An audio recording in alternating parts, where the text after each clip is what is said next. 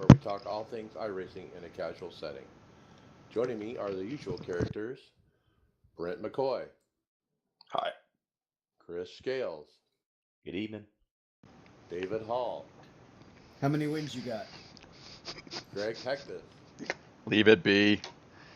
Mason Stiver, Hey guys. Tony Groves, Howdy, fellas. hey, and special guest Jesse Gray. How's it going? Hey, welcome. Well, thanks for coming on the show. Jesse, Greg, you are a new team member at Team Tifosi, so welcome. And your first time on the podcast, so let's get to know you a little bit. Uh, Tell us where did you first hear about iRacing? What was the circumstance, and when did you first hear about it? First time was back when Dale Jr. was still involved racing himself, and want to say whatever it was called before the Peak Series, iRacing Series, and watched a couple of YouTube videos and videos from there. I just started down the wormhole, and as soon as I got the funding, about 2010 when I started, about 2012, 2013 when I got enough money up and got going, and been ever at it ever since. All right, yeah, you've been around since 2012 here. Looking at your stats page, your winning percentage in oval pretty impressive, 3.9% overall. Looks like you ran most of your laps back in the early years, 2012 through 2014. You have a lot of laps back then. Yeah, I got into it pretty heavy right off the get go. Really wanted to learn. It was before this. The only thing I did with a wheel itself was Xbox, and obviously the physics are way different. So it was. I knew I needed to put in laps just to get the physics down. Ever since, I've just been trying to continue to build and learn from there. All right, very good. Uh, Tell us what kind of hardware are you running? Wheels, pedals, sim? How many monitors or VR? Got a Logitech 920 with play seat and a single 47-inch monitor. All right, very good. And what about third-party software? Got TeamSpeak. I also use the sim racing apps. That's it. All right, yeah, sim racing apps is great for the countdown to pit road. That's the big one. And I also use it for uh, fuel calculations and whatnot, oil temp. It's got a lot of good stuff. Very good information. I that was a recent find for me, so that was the pit road countdown was crucial, especially with NIS. Yeah, when you have that verbal five, four, three, you can almost not even look for your pit. You can just rely on the audio cue. Yeah, very very helpful. The like you say, the pit strategy with the fuel, that's extremely helpful. The other thing I personally like is the I have the top 10 always up. I'm always comparing my current lap or previous lap to the top 10 and just to see how I'm pacing with them. All right. Let's talk about what are you currently running? Are you doing official, hosted, league, and how often a week are you running? As far as league, the only league I'm running in right now is the Northwest Racing Series. Jeff Stabnow and Sean Breitzman do a great job with that series. Being on the West Coast, most of the leagues are East Coast time and just can't make it and commit to running a full season. So I've stuck with those guys, and they do a great job every single week. It is extremely competitive. I think this past week, 20 top 20 was within 2.5, 3 tenths. So just extremely good group to run with. As far as official, run just the NAS series this time of year. When it's not running, I try to play around with the dirt a little bit. Never been a big fan of the dirt, but ever since I brought it on here, I've kind of ran the 305 sprint car is the main one that I run, but been just trying to learn that side a little bit, and every once in a while I explore onto the road side just to kind of get all that iRacing has to offer.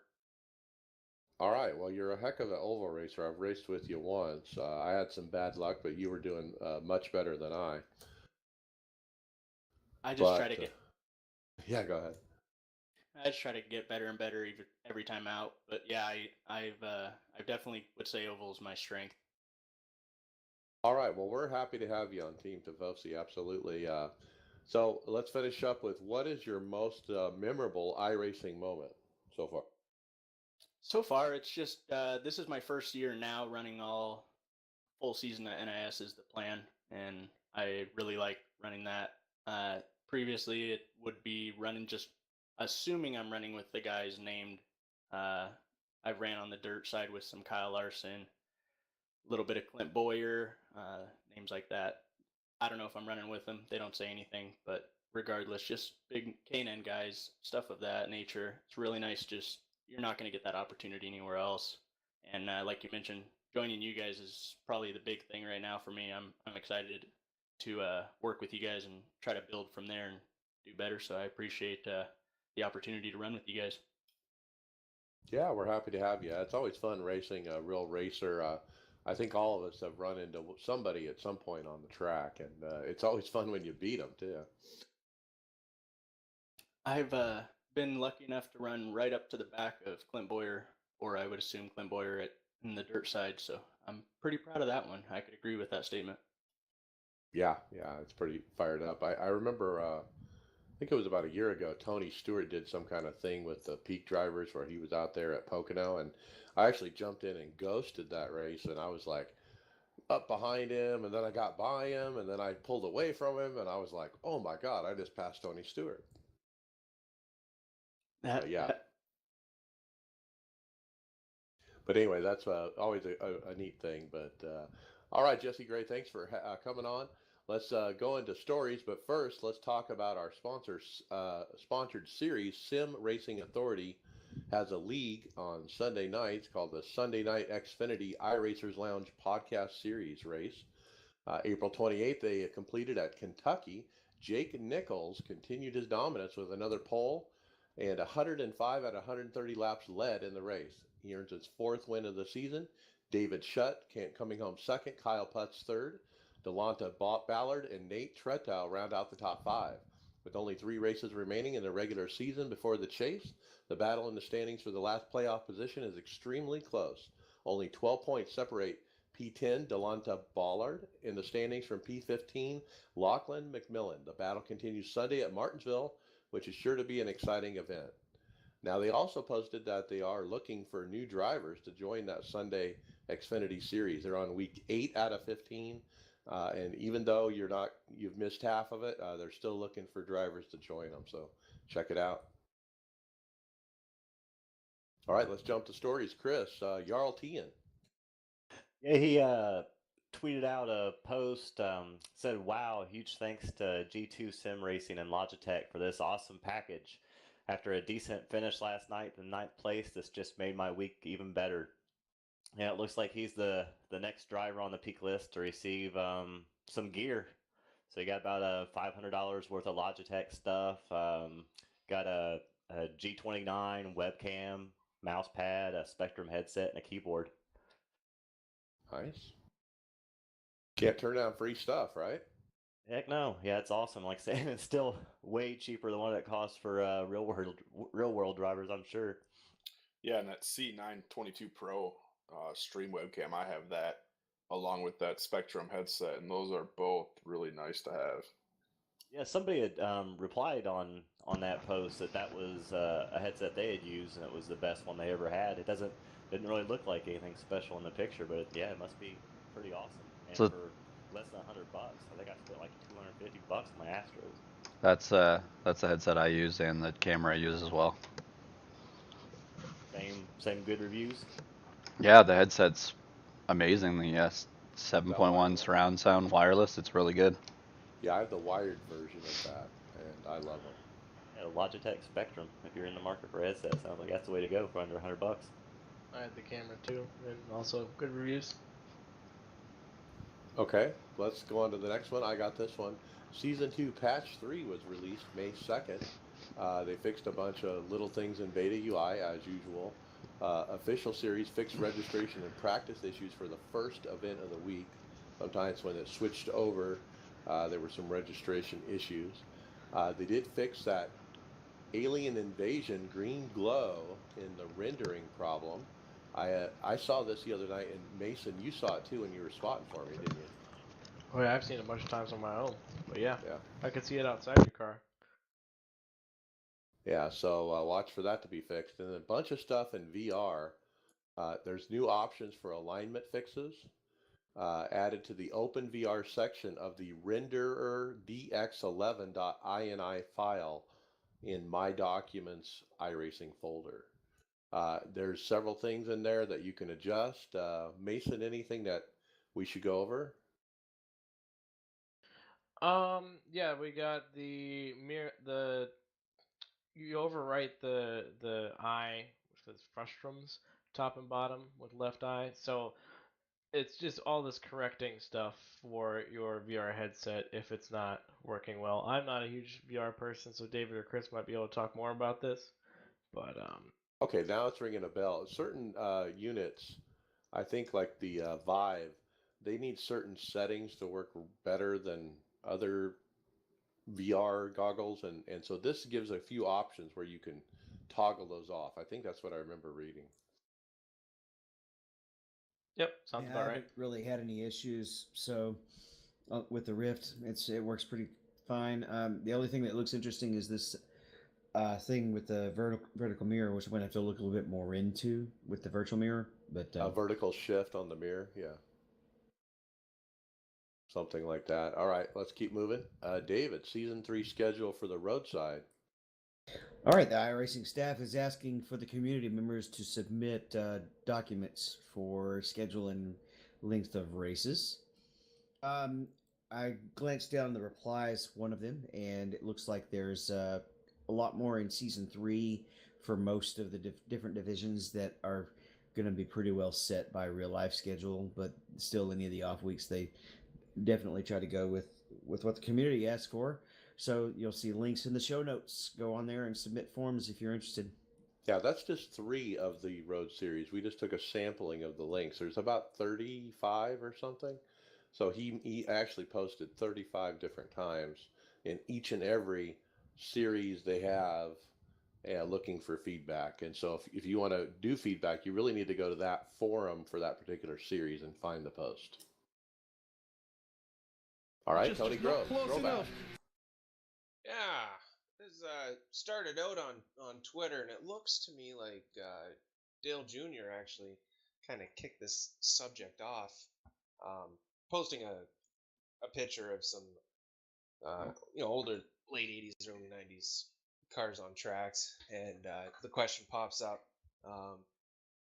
if get some of those historical cars onto the sim, and Steve Myers replied saying that they have talked about it, but they weren't sure if there's a market for it. They fear if they build the cars that they won't come. I fully disagree with that. I'm sure they are. I'm sure people will buy them. Followed all that up on the forums with a poll asking people, and majority 69%, 190 people are ready to jump on this idea if they get it going. I think this would be cool. I'd love to see some of these old cars. Yeah, I'm sure there's plenty of leagues that would run this, and there's definitely. I'm curious though. They have some classic road car official series. I wonder how those have been doing. Well, if you look back, even if you go to NASCAR 2003, that this all came from, if you look at how many people would download these old cars to upload it into the game as a mod, that would tell you why these people would use this. I think it's a good idea. I think leagues is probably the biggest area, like you're saying, is where it's going to be popular. But you could probably run an old time schedule with it and have a sanctioned series running older versions of tracks like they used to or whatever. Yeah, you have an alternate NIS series that runs a 1987 Cup car. That'd be I'd cool. buy it. And you Test run the out. schedule from 1987 too. Test out the new tire model. I would buy it. I mean, those cars look cool. And back then, you got to look at the picture. The cars are not sealed to the ground. They don't have all these ground effects. They don't have the the thing that touches the pavement. There's nothing on the front. A big old scoop to scoop up grass. All that's missing, and so it's really a mechanical device where mechanical grip rules. And I'm sure arrows. They punch a big hole. It looks like an arrow too. If you look at the front of Darrell Waltrip's car, it's flat. I mean, it's flat, and that's not good for aero. But obviously the racing was kind of interesting back then.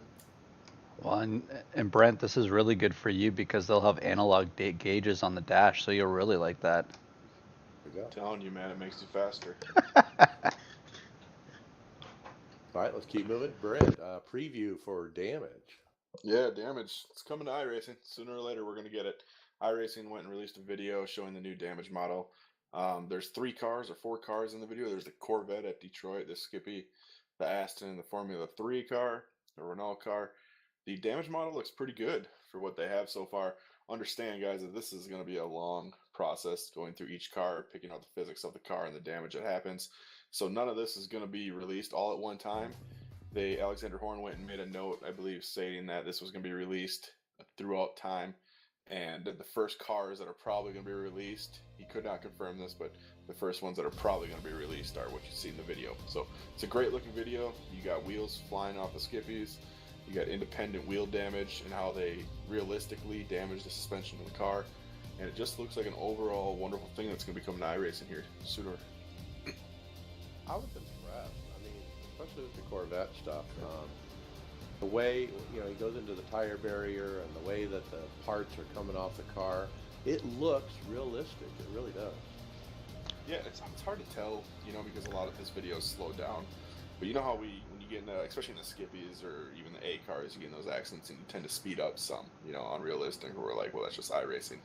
From what it looks like here, it looks like they have this pretty well solid as far as physics-wise. Where these cars slow down and the damage looks good. And he also made a comment saying that the damage would stay on the track, but he cannot confirm for how long or short a period of time.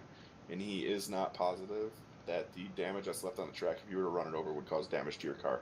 So that might be a new wrinkle that we're going to have to deal with. Just making it more realistic every update. It's interesting. There was the Corvette running into the tire barrier, and tires are flying off. So it looks like tires fly off the cars pretty easily. Well, and I think this is going to help. I think it's going to help the racing too, though, once they do this, because you're going to have cars that probably would normally continue in a race are now going to not be able to finish the race like they used to. If it's got tire damage like that, you'd never have a damage to the Corvette like that's showing in that thing there. If you hit the wall, you probably just bounce off of it and have maybe a little bit of left front damage or whatever.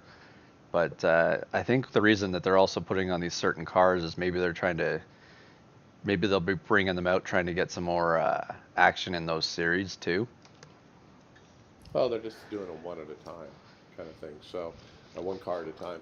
My big thing is, I imagine an oval race and you're coming around turn 4 and you're presented a litter of debris. Like you've seen that in real IndyCar races where they come around turn 4 and there's just litter and fiberglass everywhere, carbon fiber and shards of it and just pieces and everything. And that's what's going to be cool is I got to pick my way through this stuff. That comes up with a couple of unforeseen consequences, maybe. What about when crossings are off, like every road course? Is the debris just going to kind of be in the way? Because it'll disappear after a bit. I suppose, but when we get in this little catch-22 on any of the road courses, whether it's in the stock car, sports car, or F car, Formula car, you have to, when there's a yellow flag out, you're supposed to really, really back off and not pass. But we actually had an incident at Sebring when we were running the 6-hour enduro race that basically kind of occurred because even though there was a yellow flag out, the first and second place cars came barreling through on our inside. So I wonder how much more complicated that's going to be if you're having to race full speed through debris. You had to remind me of that, eh? Well, I'm pointing out that because of the way the yellow flag happens. Trying to make you feel better. the thing is that issue there, or maybe that's a thing that they might have to address where, maybe some of these series do have to start getting full course cautions, maybe. Or a way to enforce passing under yellow, even on local cautions. So they also made note that he wasn't intentionally poking fun of the poor General Motors executive that wrecked the Corvette pace car at Detroit, because in the video they had an identical kind of wreck at the same corner, the same spot, the same car, the same track. And everyone at first I thought it was just a pun, but he did mention it wasn't on purpose. When you have to explain it, it usually is. All right, Mason. Rallycross Pro qualifier format announced. Yep, we got the Pro Series qualifying announced. We have the qualifying series will be a standard iRacing Rallycross series. Like I said, standard series, 12 weeks with 4 drop weeks. There's 13 drivers locked in from 2018. The top 11 drivers in the overall standings from the qualifying series, which is the Rallycross series, who are not current drivers, will be considered for entry. And similarly to last year, 2 spots are reserved for iRacing's discretion for a max field size of 26. Also, similar to last year, there will be no rule against changing cars from race to race, which is very interesting. But they reserve the right to change that. And the prize pool will be $25,000. And the races are Saturday at 13:45 GMT from Thursday night. They're also closing in on a potential sponsor for the series, so potential for more cool prizes. Wow. 4 drops in 12 weeks. That's what caught me. It's nice to see that they might have another sponsor, though, coming in. So top 11 get moved up to be pros, guys. Go get it, man. Rallycross. $25,000? That's pretty cool. Okay, Chris. Week 6 date change. Yep, per Tyler Hudson on the forums, week 6 of the iRacing Endurance Le Mans series has changed to the 25th and 26th of May, and that's due to the 24-hour Le Mans being that following weekend, June 1st and 2nd. All right, that makes sense, right? Try to line it up with the big race. Yeah, I didn't see anybody complaining about on the forums. That seems like a good change to me. What do you think, David? You're our road guy. I thought it was already the week before, so this was news to me. I seem to remember saying something to the other guys that it was going to be the week before, so it was going to be great to get it in as practice for the 24-hour race. Yep. And remember how dark it is at Le Mans. They don't have lighting. And through the middle of the night, guys, it is a challenge. I trust you. When the day-night thing first came out, I went and tried it, and it is hard. I hope they fix the headlights for that race. Turn a few laps, and it gets pretty easy if you're a road guy. You got to get it memorized, that's for sure. All right, David, hero cards. So Richmond Motorsports, one of the owners in the Peak Series, is really getting behind their drivers. We had a post from Malik Ray, and they sent him in his snail mail some hero cards, and there was another fellow on their team that got one as well. That's pretty cool. That's like a thing that your fan would ask us for a signature on, right? Mm-hmm. Jimmy Mullis also got his in the mail. They were both really excited. And then in the same thread, Ray, or I'm sorry, not Ray. Malik Ray posted that he's now sponsored by Sim Seats as well as the racetrack. They flew him down to Daytona. They took him to the race at Richmond. He's got a whole new rig. They're building him a rig. He's got a whole new computer system and 3 curved monitors. So the Peak guys are definitely getting support from the guys that have drafted him now. Seems like it, to some degree or another, right? Pretty cool. I think I want a sponsor. All right, I got the next one, Beta UI. This is kind of a neat little tidbit I found from Nicholas Bailey from the staff.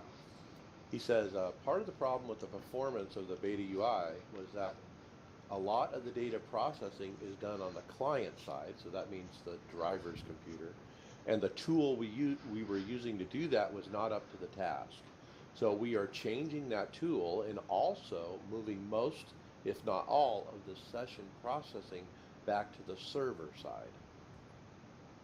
So that's really good, guys. That's a fundamental shift or change in how the beta UI is designed, like literally from the ground up.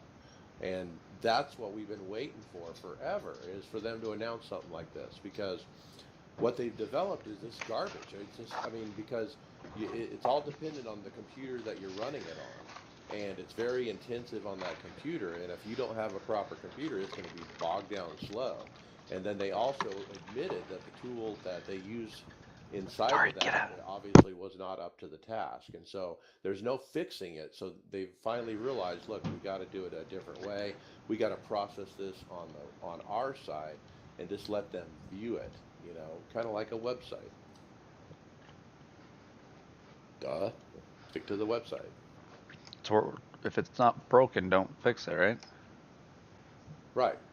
And like Well- we've talked about before, I mean, we already Yeah. know that it's an HTML5 kind of coding, and they can show it in an executable. It doesn't need to be in a browser, but they need to process it on the server side so there isn't these delays and slowdowns and all this other crap. The part that I think they considered broke is that they couldn't do the secure service on through the website. Right. Which is a pretty big issue, you know. Is it? But I mean, what are we It trying to means secure? anybody can trace your password when Yeah, you your log in. password, your credit card, all that information, your address. I mean, that's all. But all on there. that is under, no, that's under HTTPS. If you look closely, if you log into those areas, you'll see it change the website. It goes from HTTP to HTTPS. So in reality, the website that we're using to launch the races, sure, they can see what race I'm joining. Okay. But the fear is that password. So The password's still secure. I don't think that's really it. But Greg, let's talk to the next one. Porsche Esports Super Cup. Well, it looks like Martin Kroenke swept the weekend at Mid-Ohio, cruising away from the field in the sprint race, held off an intense pressure from his both Jared Fissell and teammate Josh Rogers in the feature to score the first event, and then swept it in the second event after qualifying 8th. And I guess they inverted the field, or he converted from an 8-car inversion of the sprint race grid and dominated the weekend.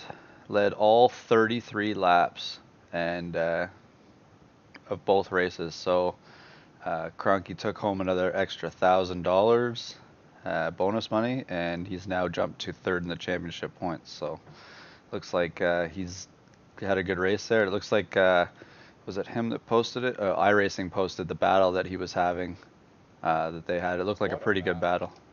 Oh yeah, that's an amazing battle. I definitely suggest watching that video. Josh Rogers was all over him like glue, and he was flashing his lights at him like, get out of the way, get out of the way. But no, he didn't budge. The other thing I'll say is, just a week or two ago on this show, I said, where is Martin Kroenke? Why aren't we seeing this guy? And guess what? He heard me, and he wins. I love it. And that's not a easy track to stay in front of somebody. There's a lot of big breaking points, and then you have that long run down to the one major breaking point. So if he's able to keep him out from that battle, it's a really good job. Now, they did a remix video, Alexander Horn, of course, who's legendary for these things. It was a good watch. I definitely watched it, and it's interesting the quality of road racing that we're seeing here. When he was first battling that other guy, I forget his name, they were side by side for almost an entire lap, doing some amazing racing. The guy eventually spun off that he was racing and kind of got off to one side, and Martin kept the lead. All right, next up, Tony Groves, Nürburgring Incident Limit. Yeah, this one kind of confuses me a little bit here. On the show notes, it says the incident limit's at 200, but according to the forums, Says they're at 240. 240. So has there been an increase or a decrease, or do we got the scoop on this decrease? I don't know. What's going on? Anyways, there's at least 200 incident points. I don't know. That's a lot. Wasn't there a Well, discrepancy at Daytona as well? Well, the post has been edited only 8 different times, so who knows? Yeah, I was gonna say, I swear when I looked at it earlier in the week, it was 200. That's why I wrote it there, but I could have been mistaken. No, they could have probably changed it after you wrote it. That's all. Well, this the is last update was July 29th at about 11:30 in the morning, so that was Monday. So, yeah. that's all. I mean, 240 incidents is what wasn't that Daytona? Was that what we had at Daytona? What was the amount at Daytona? I can't remember I was now. worried about Le Mans myself. But Well, that's it won't be a big deal at Le Mans because you don't really pick up incident points at Le Mans. You pick up slowdowns. Oh. yeah, they have a lot of run-ups, but that's a 16.1 mile an hour or mile track. You got 240 inches for 24 hours. That's a lot of corners and stuff too. A lot of corners to memorize. I've never really taken the time to learn that track. What all this incident limit talk comes from is, well, 2 places. The bus stop at Daytona, because you could get faster laps by cutting that constantly without getting a slowdown if you did it just right.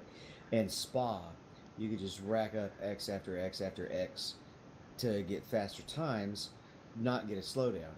And a lot of people were just infuriated with how people were going ahead and abusing it and not being too worried about their safety rating for that one race. Yeah, Spa. So- I've heard that before.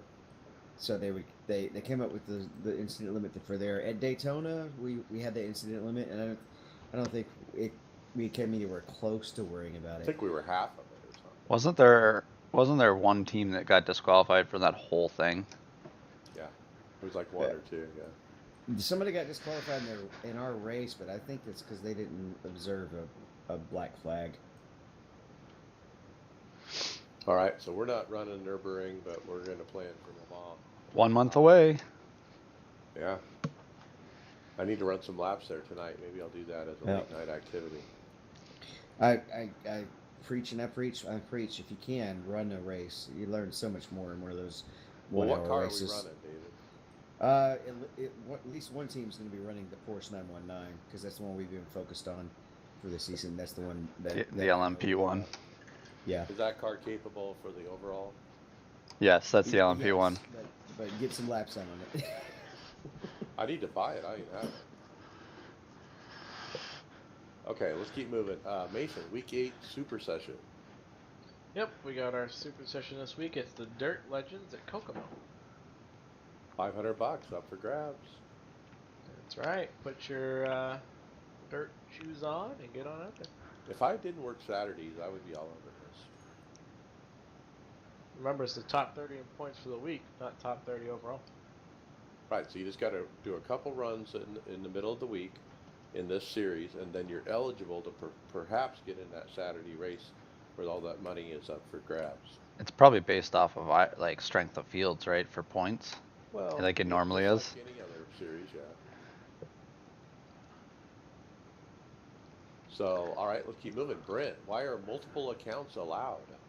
Yeah, I'm surprised we keep on talking about this because this issue has come up probably a bunch of times in the past year that I've been doing this, and I'm surprised people still have questions about this.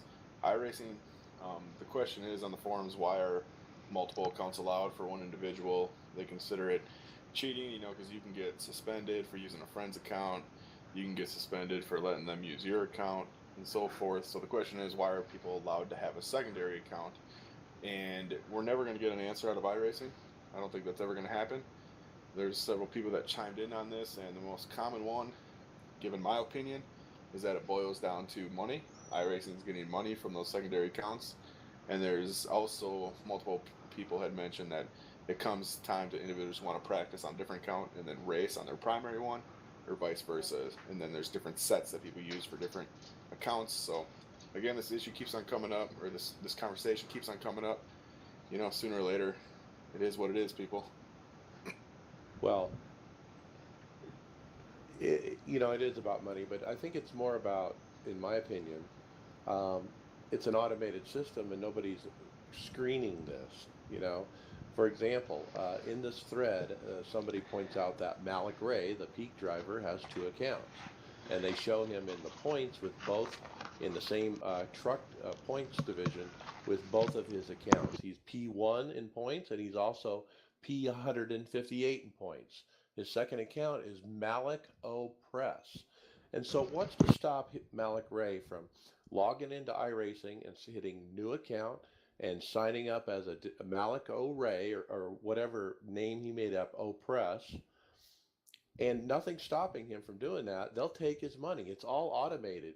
You got to remember, there's not an iRacing staff member taking his credit card and saying, "Okay, what's your first and last name?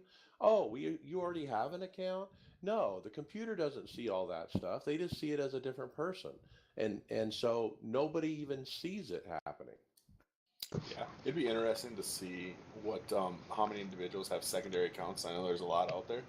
Of the 80,000 plus members on iRacing, how many of those are secondary accounts? And Single what digits, what yeah, if percentage. anything, yeah, would iRacing even do? They're not gonna say, well, you can't have a second account because then they're losing those hundreds of dollars a year. Well, Well, but think about the time staff would have to take to figure it out. Okay, we got to go figure out this guy's IP address, go onto this guy's IP address, and then cross-reference them, and blah blah blah blah blah. Yeah, I think And another this, thing you need to, sorry, David, just one more point here, and then you can go. Another thing people need to, I think, take into consideration is what difference does it really matter? They're treated like a second person, whether it's one individual and they're in the top 100 of both accounts. What difference does that really matter to you, who's trying to do the best that they can? My advice to you would be to go out and beat both of those accounts. there's two reasons that I could think of that you might want to do this. One, it allows some of these guys with the crazy high I ratings to go jump down and run some fun races down in the lower series without being overly obsessed with the damage that might happen to their I rating if they're racing in a race with somebody who has an 800 I rating. Number two, there's some streamers that actually use the second account so that they can stream TV coverage rather than just first person view. And that is a real legitimate reason for a second account is the streamer thing. But in this case, like with Malik Ray, he's actually racing in the same series under both accounts, and that's a little bit different. But like Brent said, what difference does it matter? Let's go beat him. It's Not more even money just for iRacing. not even just that. Time and jet skis what number 1 and number 2, right? With his Right? two Yeah, accounts. he's got two accounts. I mean, it means that the iRacing can make more money, and so I don't see why it would really bother anybody. is it just All a right. fake outrage crowd? Outrage is the currency of the day. That's right. It's 2019. All right, Chris, World of Outlaws. Chase Cabre and Swindell Speed Labs dominated the World Outlaws NOS Energy Sprint Car Race 6 at Kokomo. Other notables, Tim Ryan didn't even make the feature, What? and Alex Bergeron only led one lap. What? Chase Cabre. Yeah, I watched this. It was an interesting race. Chase was on it. And Drew Abson stuck up that rewind. That rewind's only 3 minutes, and it kind of covers like the best 3 minutes of what was an awesome race. But yeah, Cabre just kind of stuck it to that Larson line out there by the wall and just whooped him, man. Yeah, I've raced Chase Cabre in NIS probably 3-4 years ago. But yeah, he's kicking butt over there in dirt. All right, I got the next one. Eyeballs on the U.S. Evan Pasacco. He's the peak announcer guy. He posted on Twitter what the broadcast viewership was for the peak race at Talent. It was 173,000 views on NASCAR's Facebook page, with the final replay upload amounting to an additional 143,000 views on its own. Wow. 350,000 views, sort of, right there, guys. That's significant. I'd like to see how that compares to a lot of Netflix series. How does that compare to a regular NASCAR broadcast? It's not much less, to tell you the truth.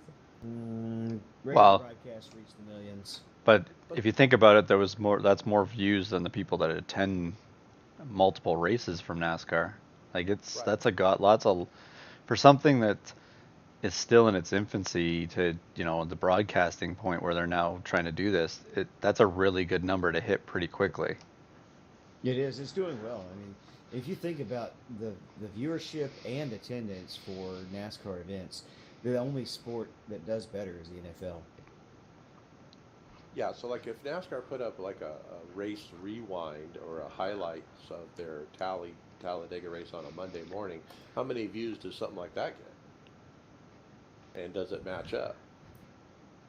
I don't think, with the broadcasting rights, they don't post any of that stuff. You can't really find, unless you recorded it yourself, you can't go back and do it, right? You can watch highlights, but you can't watch a full race, go back and watch a full race like this is. You can on YouTube, Yeah. I think. Well, they also do a replay early in the morning. They have a full replay, and I don't remember if it's Fox or NBC. They actually have it recapped within an hour. They'll do the actual Cup race compressed down into an hour on like early Monday morning, like 3 a.m.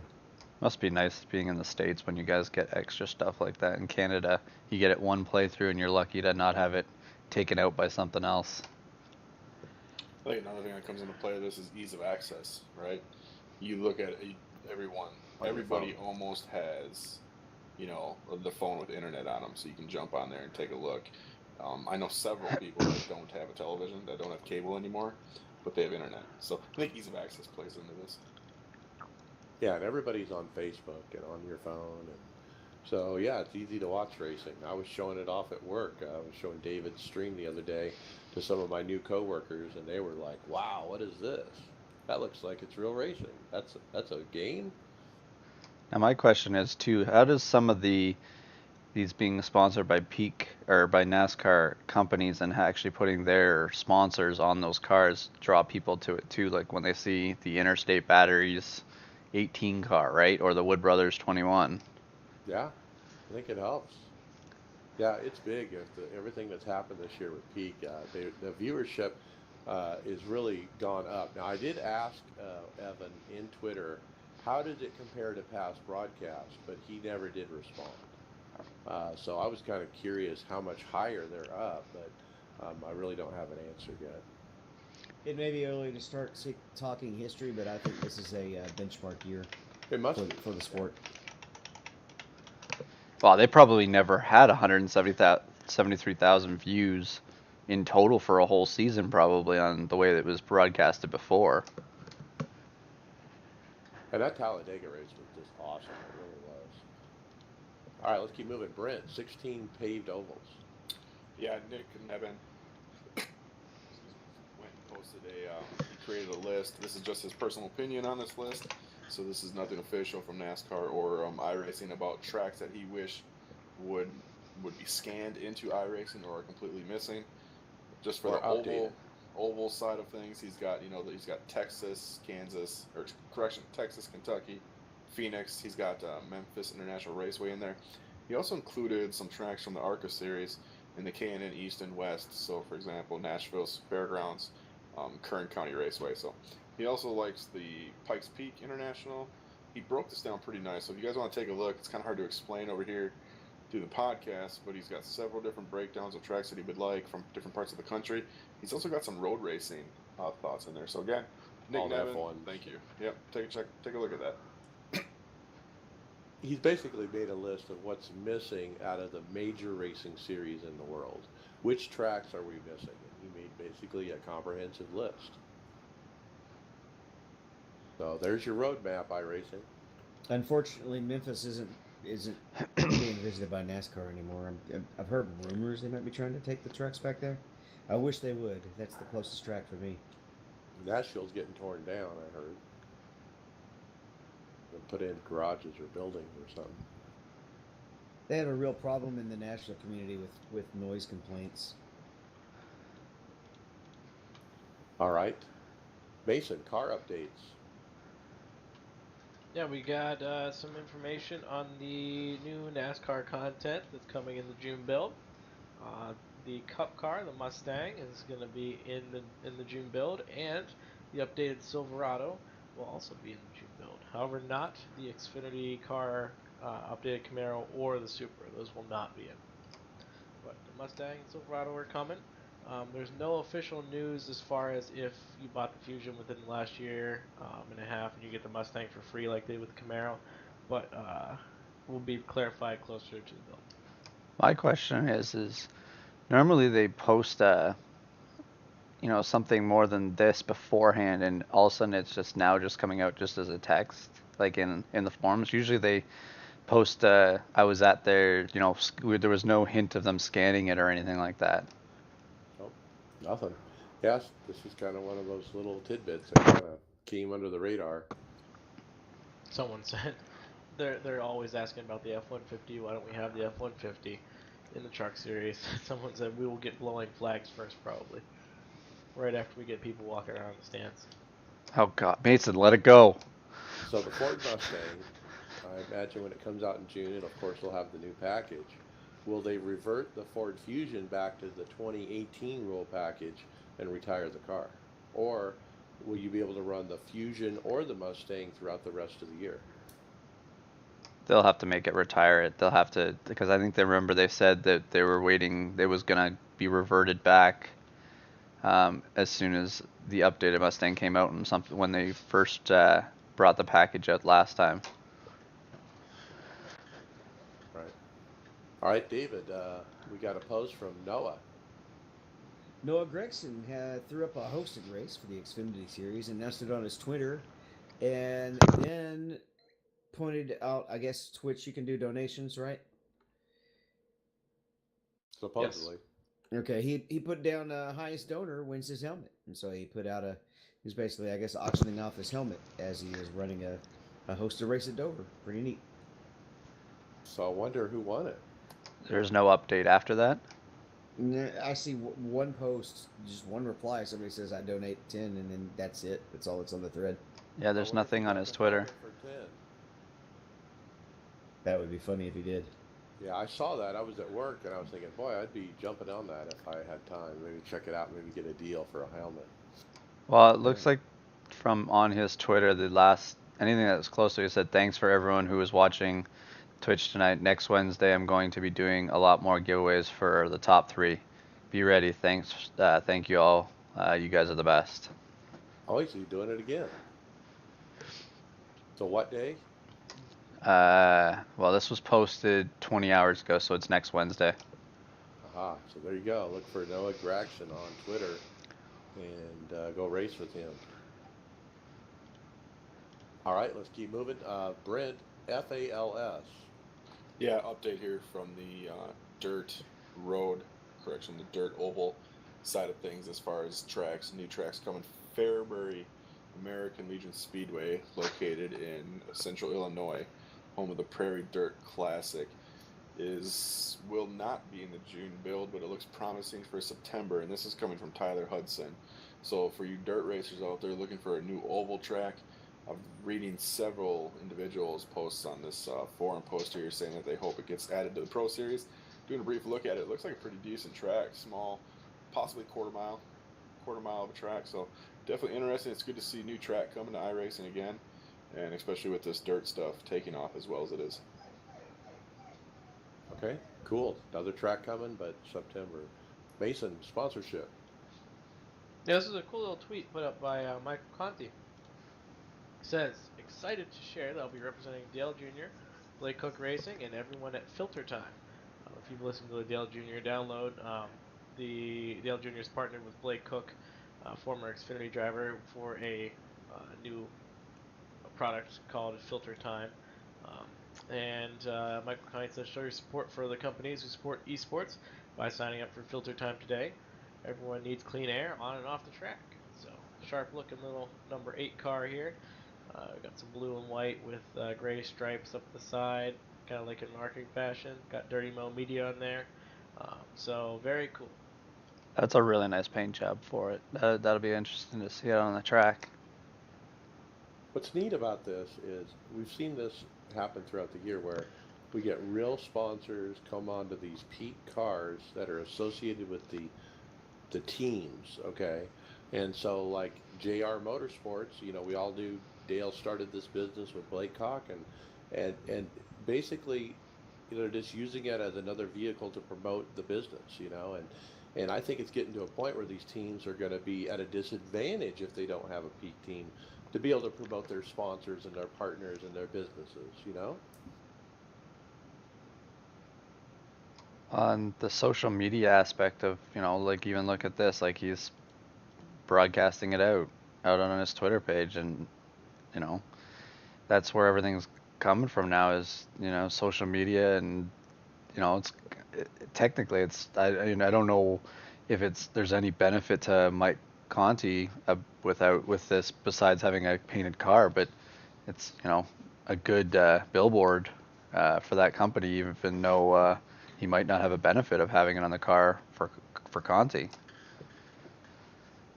Well, just the opportunity of eyeballs to learn about the brand and, because of all the Dale Jr.'s fans, because of the Dale Jr. download, because of, like you said, Twitter and everything else, there's just so many people are becoming more aware of it. I'm sure Dale Jr. would have promoted the iRacing this week, but he never got a chance to talk on his podcast. On the John Wait, Force Dell had a download. podcast this weekend? Yeah, I think we all had fun with I thought it listening to didn't John get Force. uploaded. All right, next up, a shout out from a listener we got from Nicholas Williams 4.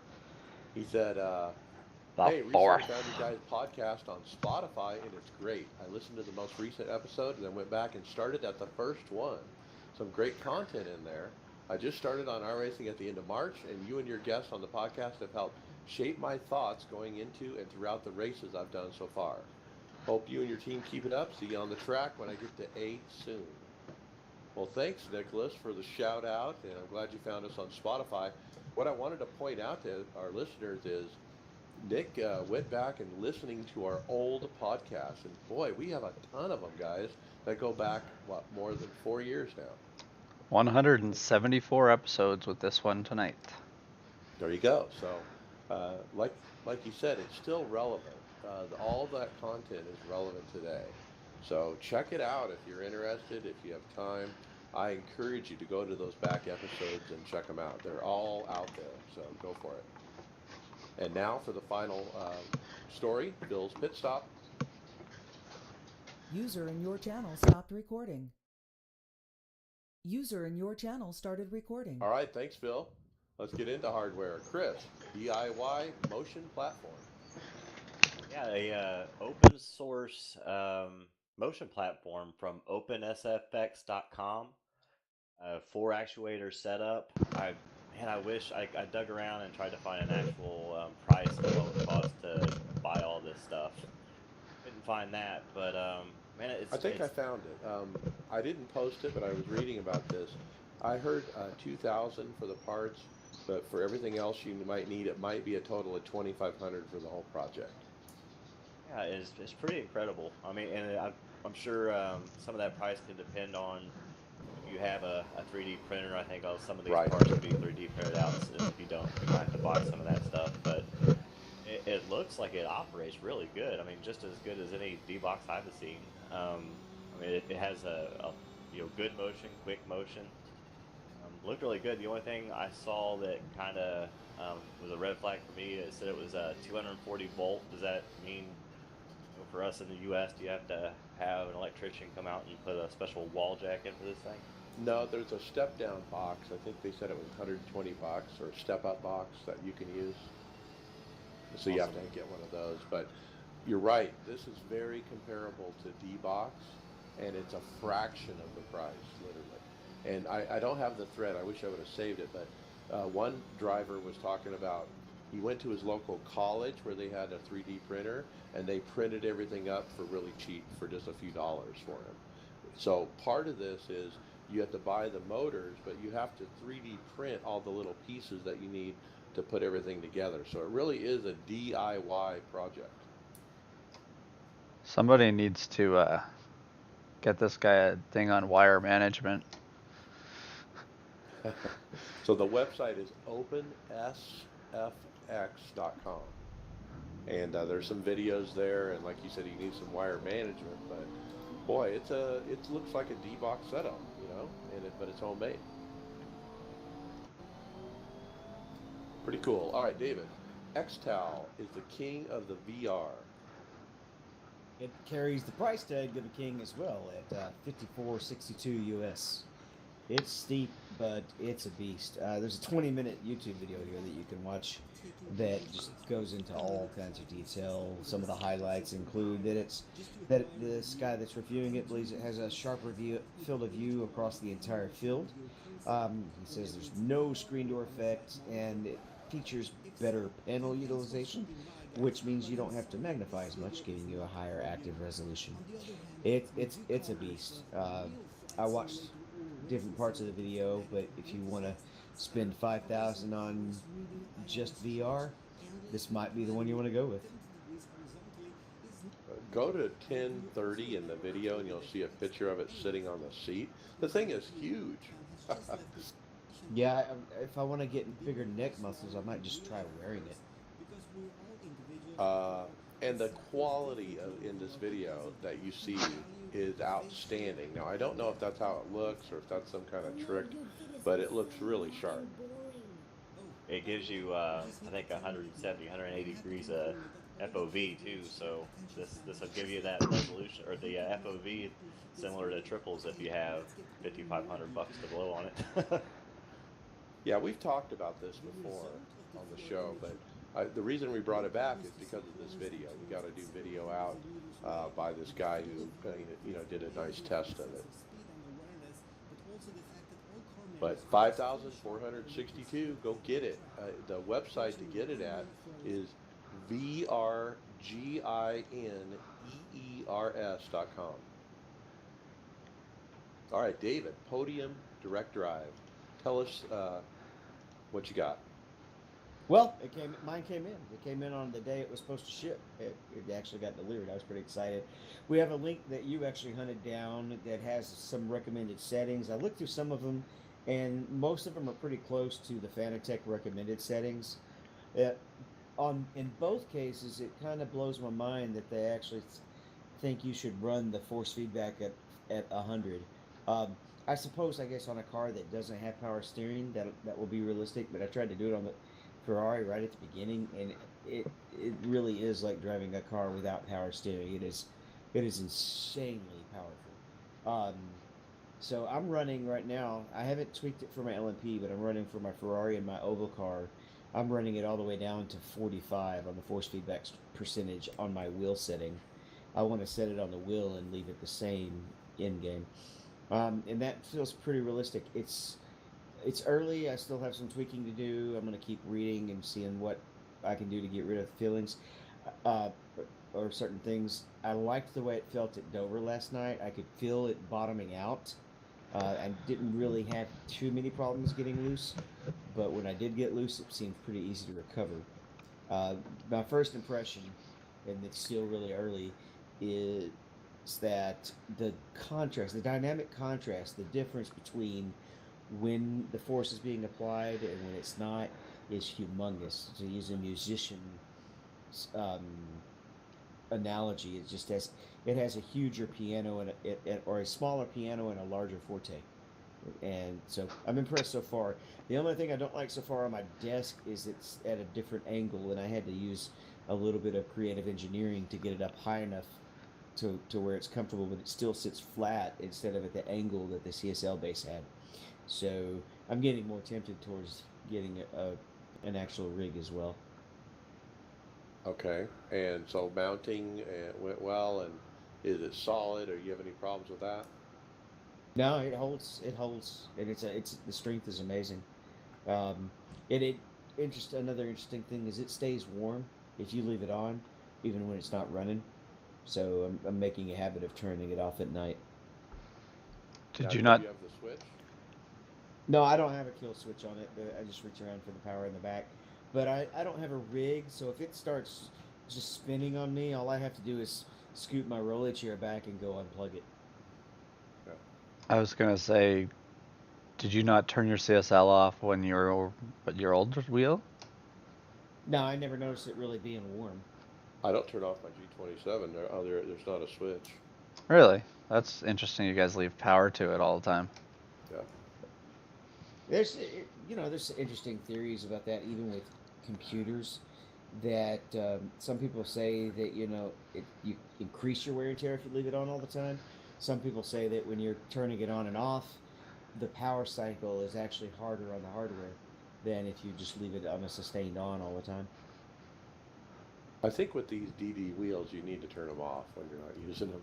That's Well, my understanding. it stayed warm enough that I'm going to be powering at least the wheel down. All right, and then Brent, you've got an email about a price increase. Yeah, Fanatec. I got an email today from their. Everybody that's bought something from them did. Yeah. So apparently they're raising their prices on the equipment. It has to do with the motor between the DD1 and DD2. I don't have it pulled up right now, so I can't tell you the prices, but I think It's about $400 more for something. One or 11.99.95 US for the DD1, and 15.99.95 US for the DD2. It's 200 on the one and 100 on the two, but an increased warranty. Basically, it comes down to the very reason they ended up having to back order the things for 4 months. There was a problem that they just couldn't fix with the DD1 drive, so they were basically using a spec'd down DD2 drive now, and they've just decided to go ahead and keep that, and that's making their costs a little bit higher, and so they've had to bring the cost up. So if you get your order in before May 7th, you can beat the cost increase, which means I did get my DD1 at the reduced price, and also got a free rim out of it. And I probably never would have gotten it, but I love having this F1 wheel now when I'm running in the sports cars. Now, It all worked out really well for me in the long run. I There- had to wait a long time. there is another part of that too, that they say that they could be possibly changing the motor of the DD1 down the road. So you got a good deal, David, by buying early, because you got the $1,000 base and you got a free wheel to go with it. So now the base is $1,200, and you'd still have to buy the wheel. He's easily got like $1,700 worth of product, or $1,500 worth of products sitting in So front of him. if I go buy a DD1, can I get a NASCAR oval wheel for it, or what? You can. Yeah. For me, when I'm running ovals, I use the Porsche rim because then I really don't need a button box. It has enough buttons on it that I can get away without a button box. Mike, they have an oval rim that's just like, I think it's 1 inch. I think it's 1 inch smaller than the Max Papis, or not the Max Papis. What's the ones that are MPIs? That's Max Papis. Yeah, Max Papis rims. I think it's 1 inch smaller, but they have that as well. But it's smaller, and it's the same rim that Matt Malone uses. He and I are using that one for the ovals. See, I want to buy a wheel, but I was planning on buying it in a month or two, not now. And if I buy it before May 7th, I could save me about $200. But I'm not ready to do it this month. Well, so if you're thinking the DD2, it's only $100. I don't know. That's a pretty steep price tag. It is. Especially if you're, it's one thing, Mike, if you're already in the Fanatec family, but if you're starting from scratch, that's when it becomes more expensive. Yeah, at this point, I'm actually going to wait. I'm kind of hoping AccuForce comes out with a V3, and that would really just be tempting. Or maybe I'll look at the Sim Cube too more. That seems to be a popular choice too. The other thing might be is maybe by Christmas time, everything might level out, and maybe they'll have a deal on it. Black Friday. All right, let's keep moving. A quick quote about the GS5 motion seat that I'm in love with, which is $3,000. This guy said, I'd put the GS5 almost in a separate category versus other motion rigs. It's not that it moves you, it's that it presses against you in very precise ways. And so it's kind of a neat sentence that kind of elaborates that, hey, it's not moving you around like a motion rig. it's pushing against your back and thigh, and that's not really motion. That's kind of a different sensation. So you got to kind of be careful when you talk about the seat and throwing it in with other motion rigs. It's not apples to apples. You could almost chalk this one up to like a haptic feedback seat. Right. Like, It's what I remember would that be little more interested pad? in getting. Remember that little pad, Tony, that had the speakers in it we thought was pretty lame? Yeah, yeah, Kind of like that. yeah. But this one actually has stuff like, yeah, literally pushing you and stuff. But Is this the But one that on has steroids. the four pads and it can Yeah. basically do 6 degrees of motion? Yeah, I'm interested in that seat, even though I don't think I'll get the rig. I don't know. All right. Let's keep moving. Tony Groves Dash and Button Box. yeah, this comes from OpenSimRacing.com. They are offering some high quality carbon fiber custom dash and button boxes. That's really nice. Currently, they're making Porsche and Ferrari center dash replicas. I am really the wrong guy to read these ones. You sound excited. Just because you're making your own doesn't mean people can't buy ones that are pre-made for them. Well, absolutely, absolutely. If you got $500-600 you want to drop on this, all the power to you. I find them a little steep. But there again, like I am not a road guy, so these don't appeal to me whatsoever. So like that's why I said I'm the worst guy to talk about them. Aesthetically, like they look beautiful. Like they look like they're well made. The various ones that they've got, they've got all the options, but it's I still think the price is kind of high for a button box. I know it's going after a certain look, so maybe that's what. Yeah, it's a replica kind of look. Yeah, I'm not sure why you would need it if you have something like this F1 wheel, because I have buttons I'm not even using on it to assign to everything. I think this is more I think these are more targeted towards people that are going with the full dash, just through looking at them and stuff and the flush mounts on them. Looking at the back of them, there's not really a whole good way to mount them. If you were to do ram mounts or something. Any F1 car or there. Did I mute it? I think I didn't hit my button. Everything's on the wheel in an F1 car or an Indy car. Yeah, this is a Ferrari. Yeah, these aren't Porsche. for IndyCar. These are for Ferrari and Porsches.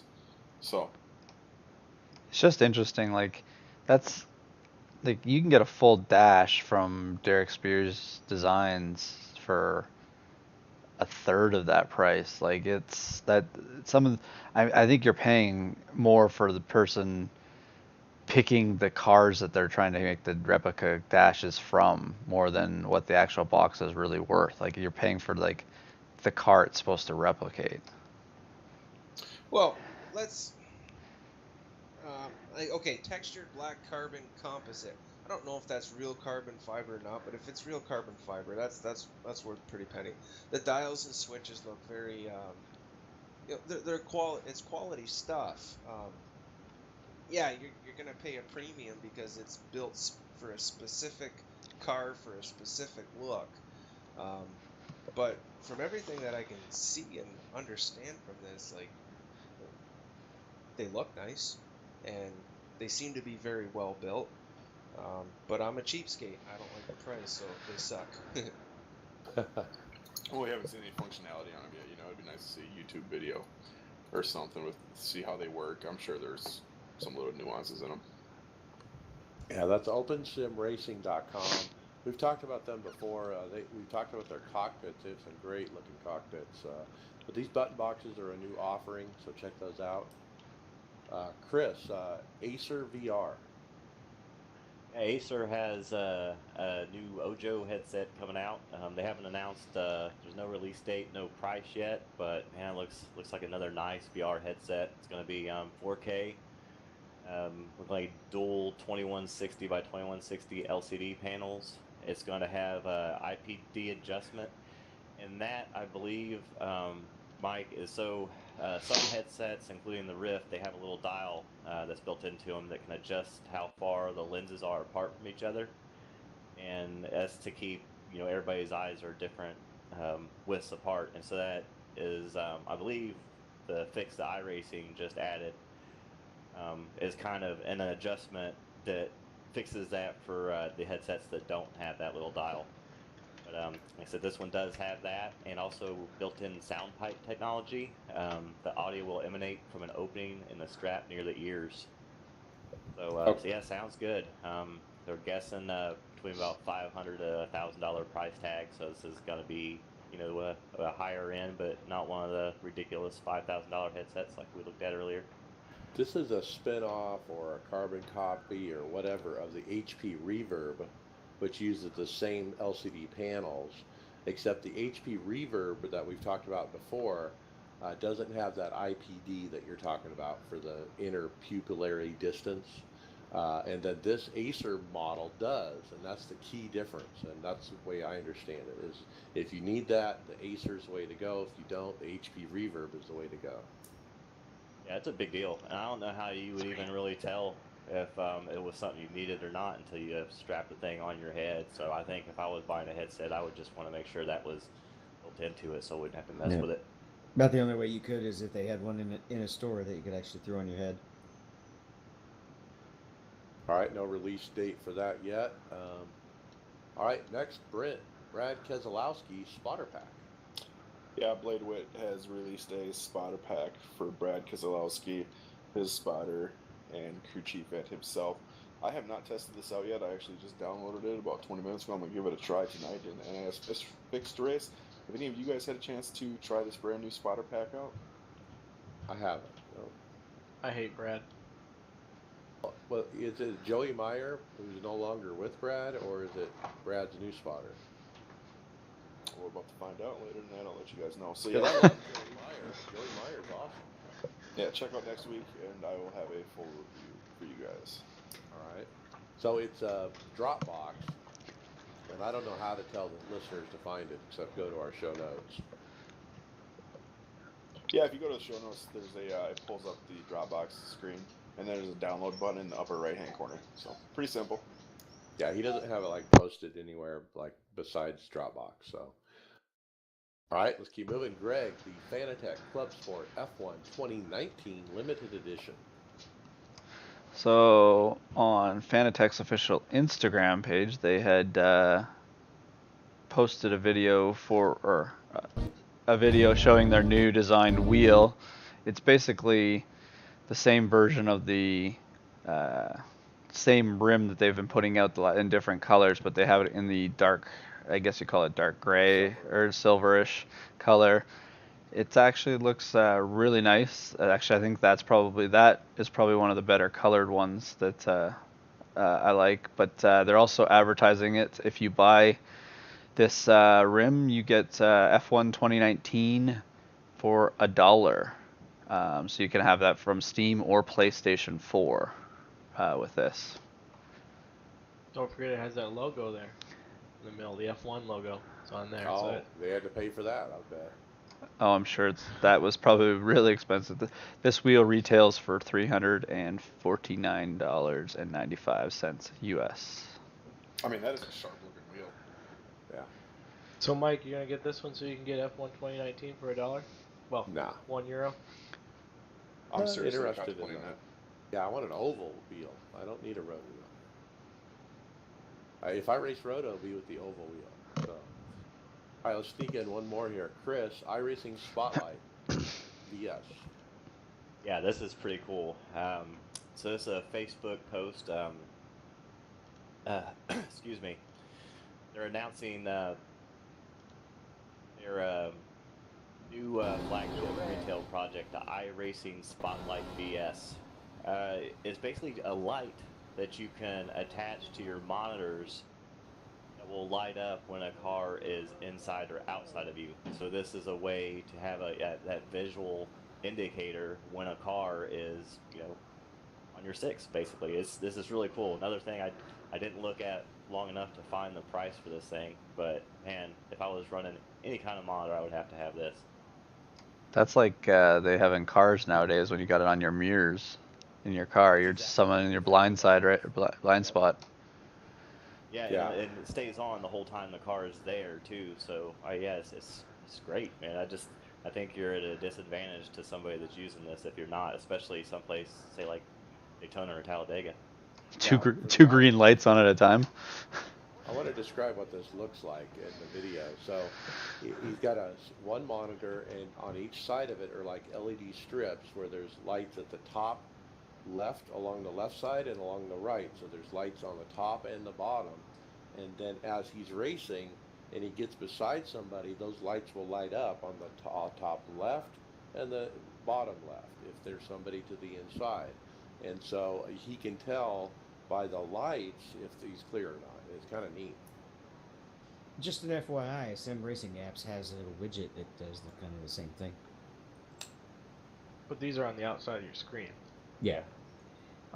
If you go to Midwest Simulations on Facebook, so you search Midwest Simulations, that's their kind of website, and they have a link for SquareUp.com that sends you to the shop to purchase. And without all the cables, it's 40. With all the cables, it's 50. It's actually a pretty good value. You getting these, Mike? That's pretty cool. I'm definitely thinking about that. I'm guessing it's USB driven. Yeah, it looks like it. Yep. You have to set the sensitivity of what you want, though. You know what I mean? In iRacing, I would guess at least. It's a USB mini cable. I just saw that. Thanks, Tony. Now this is something I can bite into. You see that price range? That's beautiful, and it's functional. And it's a nice upgrade, right? Yeah. So I'm guessing, is it running off of software, or is it running just using the actual something for? Is it recognizing something from iRacing? iRacing the API. API. Yeah, the iRacing API is always telling all the apps whether somebody's on your outside or not. Just Yeah. like Crew Chief basically spots for me instead of the regular spotter. Okay. No, Pretty neat Tony, idea. you could make this with some Christmas lights. Well, I would actually use some LED lighting if I could figure it out. Because unfortunately, these guys don't ship to Canada, so I am out ski. But man, that's pretty sweet. I like it. You could you not like use these, like if you had, I guess if you had like a multicolored light, could you kind of use them for iFlag too, as the same thing? Like all of a sudden they'd start flashing for a caution or something. That would be cool. All right, This would be sorry, Mike, but this would be a great complement to the iFlag. Right. Absolutely.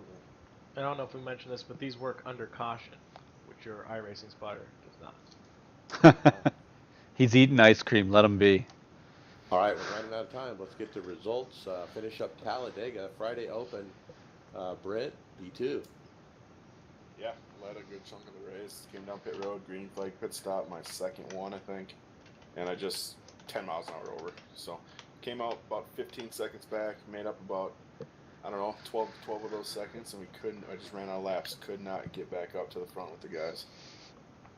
All right, Tony Rochette got P31. Very early, running sixth, and second place, blew his motor and wrecked most of the top 10. Stuck around and spotted for Brent. Mason, you wrecked out. Yeah, I don't know how, but it was probably pointless. Okay, and then Chris, P7. Yeah, this is probably my best race of the week. This one hurt a little bit. I did all the right things in the last 4 laps and got into the lead, held the lead, and the only way I was going to lose that race was getting wrecked, and that's exactly what happened. Second place turned up into the guy on my outside and turned him down into me and wrecked all of us. But yeah, still came out with P7, so not a total loss. All right, and then Greg, you crashed out early. Saturday, fixed afternoon, Tony Rochette also wrecked twice. A Sunday Open, Tony got a P19, got taken out of the lead with 7 to go by the outside front car when he was clipped by his pusher. Love tally, but ugh. And then Mason, P4. Yeah, this was a good race. I kind of hung back because I didn't trust anyone up front. And that paid off. Yeah, as we kept going there, I got behind a couple guys I usually race with, and I was on the low line pushing P1, and someone else was on the high line pushing P2, and they just outdid me because I felt like I was gonna blow my engine. I was 285 on the oil temp coming out of turn 4, and I was like, well, I could blow it. I don't want to wreck the entire field, but P4. All right, David, you got wrecked out early, and I lost the Dega lottery, basically. Sunday fixed. I got a P26. I was wrecked out in the first caution. I had a horrible, horrible Talladega week. Just bad, bad luck. Jesse, you ran with me that race. You got a P9. Yeah, both the previous races of the week, I was caught up in messes, so I just stuck to the bottom, played it safe, and right at the end, there was just nowhere to go but to stay on the bottom. And I wanted to go high, even though I hadn't learned my lesson apparently, but they wrecked up high and I wasn't involved for once. So yeah, I take the top 10. All right, Chris, you got another good run. P3, good race. Yeah, it was almost really bad. I was racing for the lead. The leader pulled a real hard block on the outside, and I followed him back down to the bottom, and I spun across the third place guy's nose and sent myself to the back. And with only a couple laps to go, though, I restarted 13th and got all the way up to the third with Mason's help. He was spotting me that race, and it makes all the difference in the world having a live spotter tell you where to go. Yeah, Italy, it really helps, doesn't it? Yeah, that was a ton of help, but yeah, good finish. Yeah, they were just like a conveyor belt at the front. Just one person go to first, then they go high, and next one go to first. It just circle right around. The trick is when you get to the front and you're in the top lane, don't go to the bottom. Just stay there in the second lane. All right, Tony Rochette at Dover. Okay, so let's move on to Dover. Wednesday fixed. I missed because my work schedule changed. Tony Rochette P18. He got totaled with 60 to go. Brent P21. Emotions got the best of you. Yeah, qualified P32. I should have qualified. But P21 wrecked early and DQ'd, raced with Tony that race. And we had a good race going. It's just it was a mess later on. Dover. All right, Wednesday Open. David, P8. Fairly clean, didn't have any X's. The set we were running was great long run. I would always lose a lot of spots in the first 5 laps, and then 10, 15 laps into the run, everybody would come back to me. Made an adjustment for the last 30-lap run that we had, and it paid off. It was a little faster on the short run and was able to get all the way up to P8. Okay, and Greg, you wrecked out. Wrecked myself. That's even worse. Yep, my luck. Well, I see on there, Greg, you asked yourself, should you quit? Are you done or are you sticking around? Oh, I know. I'm just if you notice today, I was rethinking life in iRacing. I don't think I'm gonna quit. I just gotta change my focus somehow. Just take a look at one of our other members' iRating, and you'll feel better about yourself. I'm on my way down to him. I've lost 500 iRating in the last 4 weeks. I've lost 600 since Richmond, so. All right, hang in there. Jesse, P7. Yeah, it was a good run. I ran just outside of the top 10 the whole race, and like David had said, the set didn't fire off right away, but after a few laps it rolled good for us. And running right there with Greg before his incident, hoping to get a good finish with him too, but me and Chris both had a really good run. We're 7th, happy. See, I think that was my problem. You guys were saying it wouldn't fire off the beginning. I was already making up positions on the beginning of that run with the same set, and then I wrecked myself. Okay. All right, moving on to Brent. You had what I call redemption. This time you qualified. Seemed to be the difference. Yeah, definitely. So the set that I ran, I think I only put in a total of about 1 hour working on it, and that's a set that majority of us run. I think that Wednesday night qualified P1, finished P1, leading 146 laps. I tell you, these guys say it took off slow, and it did for about the first 7 to 10 laps. It wasn't the quickest out there, but after that, it would really start to run these guys down. And I learned after listening to these guys, I think the difference is you really got to manhandle this car, for lack of a better word, with this setup. So you can really throw it around and dive it down in there, and it seemed to work out, and it all came together towards the end for me. So you're thinking with the new package that you need to be more aggressive? Yeah, I mean you got that extra downforce on there. So with that and the correct setup and the build, I think it really helps. And being able to throw it down into that corner and get that run off and still being able to hold on to it, it helped quite a bit. So it was interesting because at the end of this run we had a long about 67 green flag laps. I was about 4 laps away from having to pit. So to get that here at Dover was pretty fun.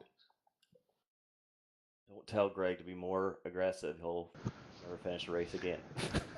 What did you call me earlier today, Chris? That pissed me off. I don't remember. Greg Rectus. Yeah, last night. Rectus. Oh, it was last night. Yeah, that's right. I woke up to that message. That's right. That was the first thing I woke up to in the morning to read on our messenger page. Thank you for that.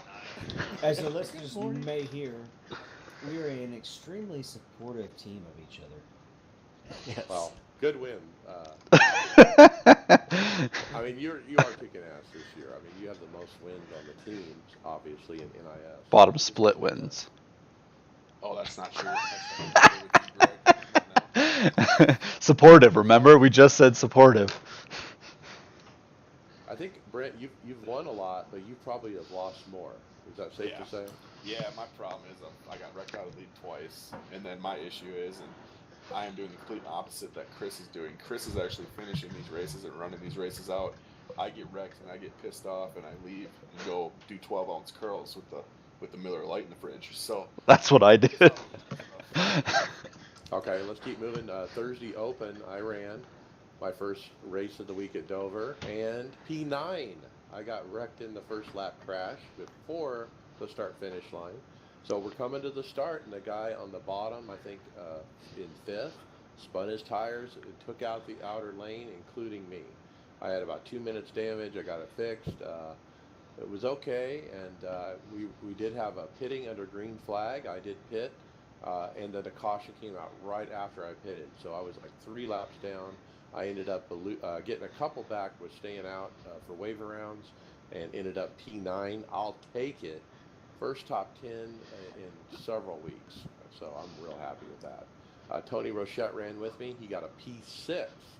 He said he got sideswiped early after fixed, stayed in the top 10. He had many green flag runs in that race. In fact, Tony's race got done before mine. There were only 3 splits today.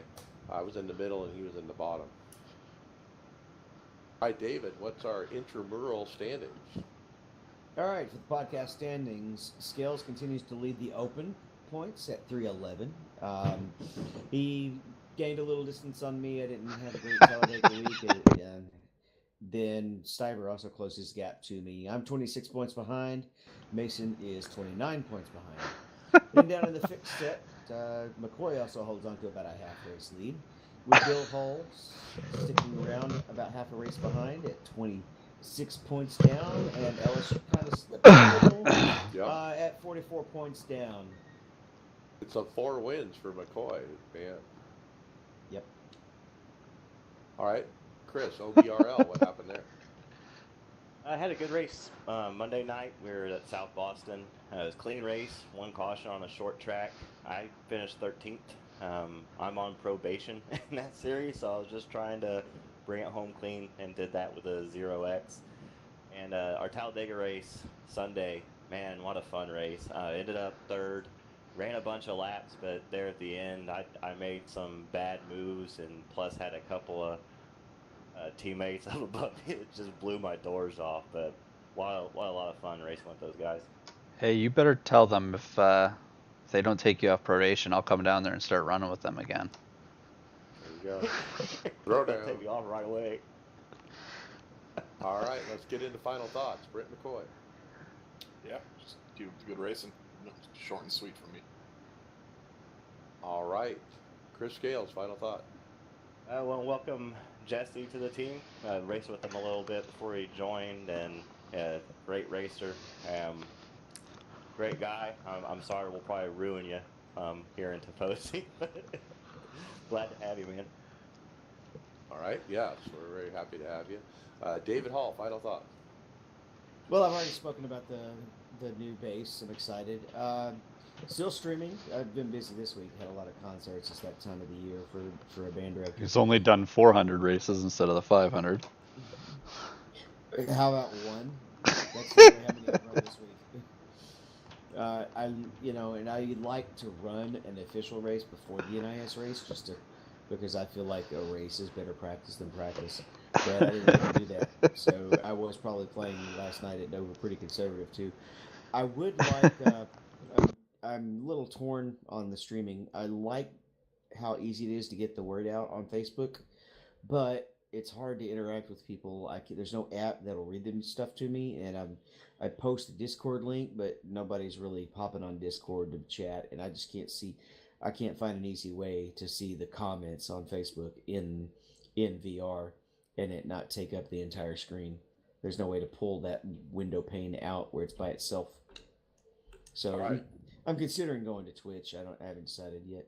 Well, you heard him, Mark Zuckerberg. Get that fixed. All right, Greg Heckness, final thoughts. Let's start another week. Let's try that. This is a start over, a do over for me. Let's start over. Yeah, NIS is a tough beast, and you'll have some down weeks for sure. So yeah, let's move on to the next week. All right, Mason Stiver, final thought. Yeah, it's been a rough week for me. I was testing a lot on Sunday night and broke my Club Sport V2.5 wheelbase and P1 rim. So I've been in contact with Fanatec. I have to mail it back. I'm probably gonna end up mailing it on Saturday morning.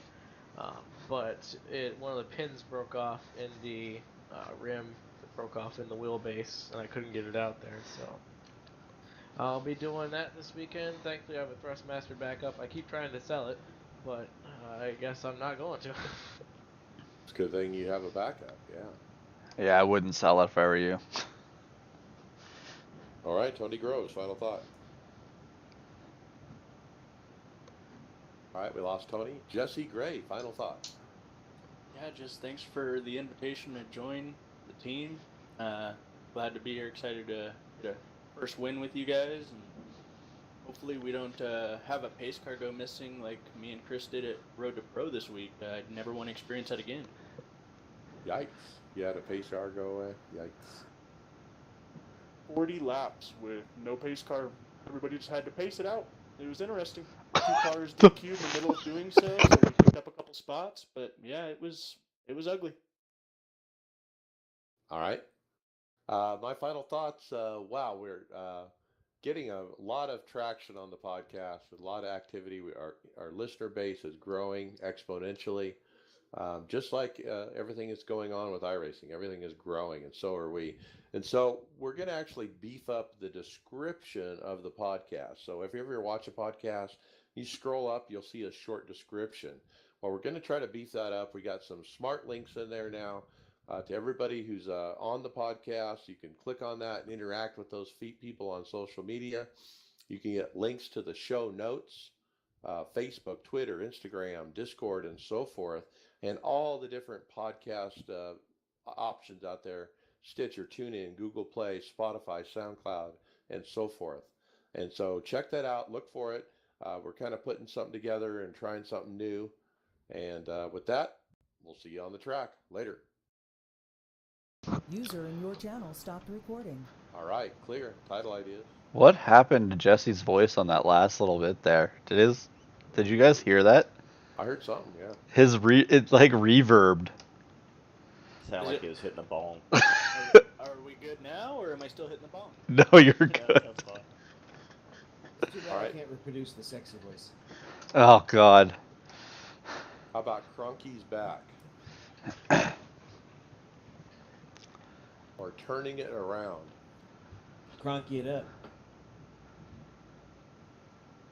Or Hey, Dave, you got a couple minutes? You want to help me set this up? Dover disappointment. Dover disappointment? I like that. User left your channel. Road to Pro pace. User was moved out of your channel. All right. Right in the middle. Dover disappointment. Or something about the That's damage good. model. I like Dover disappointment. When you post it, there you go. Spell it right. Okay, we got it. That's the title. I got to jump, guys. Later, Mike. Yeah, guys, it is Chase Cabre. And Malik. Yeah, Malik Ray. I gotta be honest, I've been wondering this whole time about that. Every time I hear you guys say that, I was like, is it not Malik? Oh my! Whatever Mike. Did he say Malik? I was trying to remember how the guys said it. Yeah, he said Malik.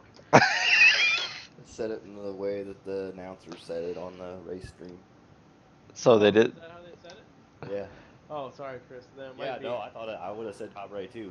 Like I wasn't sure, so yeah, I watched the stream. But yeah, as far as I'm concerned, you're right. But yeah, the announcer okay. dude said it different. I swear I've heard it say Cabre, but okay, that's okay. I'm sure I have too, because I've watched a couple K&N races with him in it. But it's definitely Malik. I know that. Malik.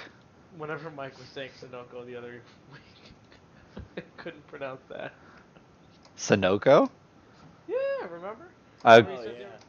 They were sponsoring Malik Ray. Oh, okay. Now, okay, I get what you're saying. I don't know how he said it, but that's what it was.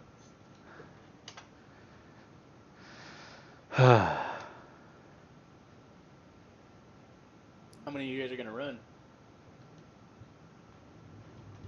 Not me, but I think I might get on and practice for a few laps. I haven't tried the other 2 sets. I think David and I are practicing at Spa for the endurance race.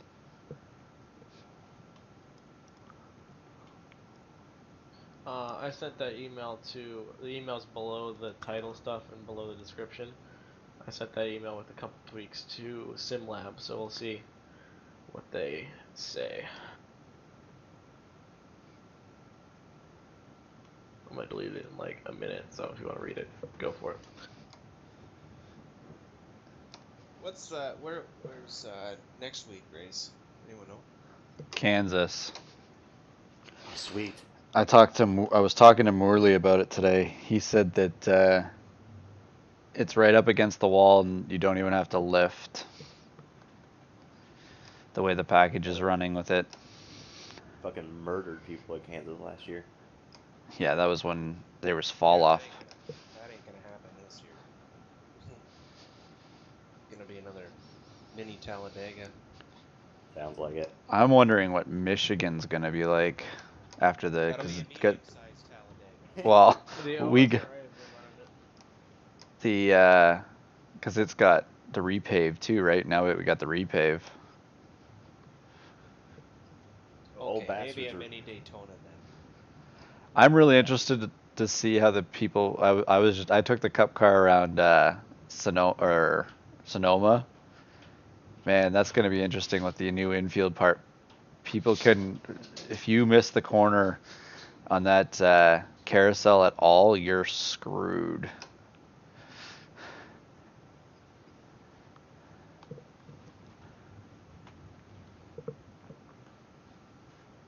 Tony, the old bastards are running the Roval Monday. Oh, I'm fucking. No. Are they seriously at the Roval? Yeah, the Roval. Oh, I am coming back. I am still getting booted from that league. Oh yeah, you're on probation like me. That sucks. Yeah, it's a terrible race for us. Fuck. I might just skip another race. If anyone has a second, look at the description, see if you want me to add anything. Check it out now. I'm downloading the update. I forgot to hit the update link for the. Oh, it's like a 2-second update. You're missing Greg is gay. That's okay. I now know what it feels like to be Tony Groves, but with a higher I rating. Oh shit.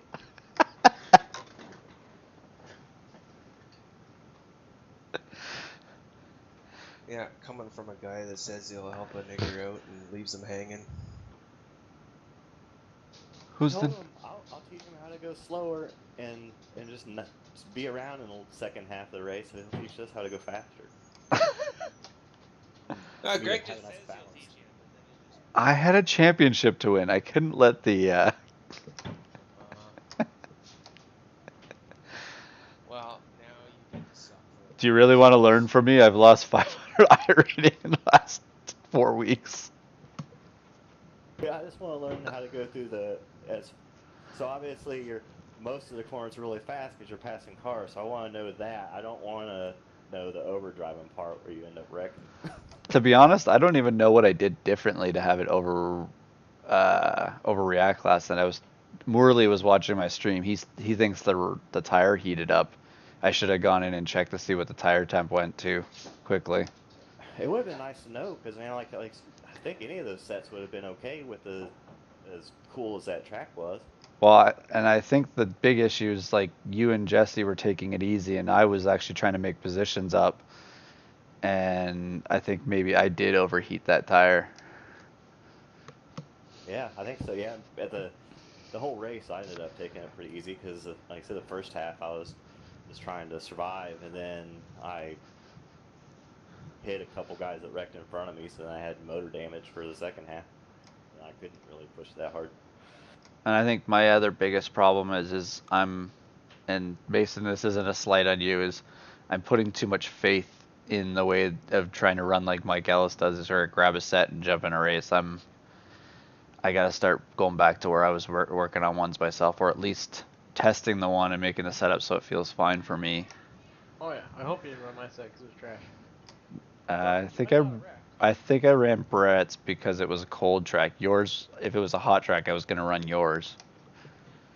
You wouldn't have spun out. I can guarantee you that. Yeah, but I probably would have bounced off the wall and hit the inside wall anyways. Well, that's your own damn. It's the inside wall that killed me because when I looked at the replay, my left front tire was so far pushed in. I probably could have been standing on it. I don't think I've had a safety rating this low in a long time, so I got to work on that. By the way, Mason, I'm pretty sure I'll be able to make it in time for the NIS review section. Shit, they're back. Safely. For the what section? As far as like how the race went, NIS, the back half of the podcast, I should be able to make that schedule-wise, no problem. Most weeks. Oh, you mean the results section? Yeah, sorry, man. Oh, okay. So you can't make any of the other stuff. I like I say, I was watching the time as you're going through it. I'll miss probably the first half or the first third of whoever's getting interviewed, but moving forward from there, I should be on pretty safely. Are you a tech guy? Do you know shit about? I'm just trying to like think, cause like I give Chris and David the VR ones. Oh, okay. Like how I think about whenever I set these, things up. Like I try to give people like I get Greg and David the road ones. Or Fanatec. More of the strengths. Yeah, because Mike's an idiot when it comes to the road stuff. Mason keeps sending messages telling me to get off the podcast because I don't have any strengths. All you gotta do is click is going. Yeah, you can always get on like a day early too and check out the script if there's any topics that you think you'd be good at